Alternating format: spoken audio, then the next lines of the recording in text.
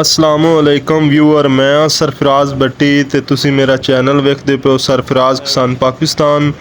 ते व्यूअर अज मैं मौजूद हाँ मॉडल वालियां दे कोल ते इन्हां दे कोल फीएट 480 पावर प्लस भी है, सादा फीएट भी है और अलगाजी ट्रैक्टर भी है और स्कीम वाला ट्रैक्टर ग्रीन स्कीमी ग्रीन कलर दे विच भी आया है। वीडियो दे विच अगे एंड ते तुहानू वो भी विखाने हैं भी वो ग्रीन ट्रैक्टर अलगाजी किस तरीके दा आओ।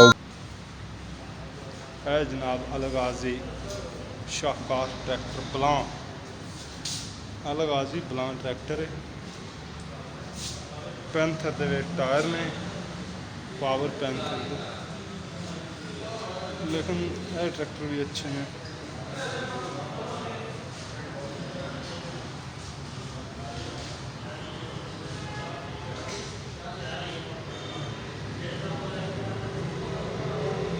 है जी अलगाजी 480 सादा 480 है मॉडल ट्रैक्टर। शोरूम दिहाड़ी ते खलोते हैं।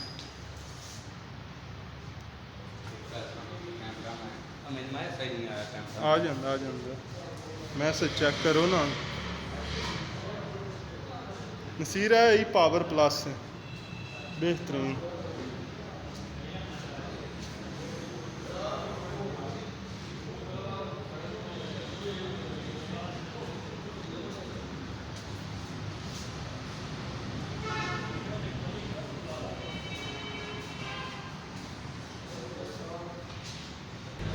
है जी अलगाजी स्कीम वाला, पता नहीं किस खुश नसीब के नसीबे च होना है।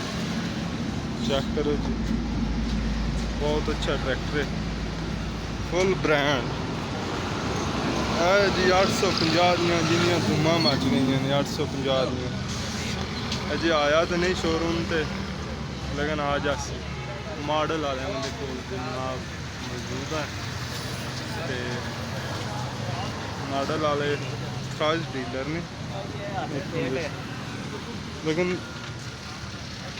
देखो जी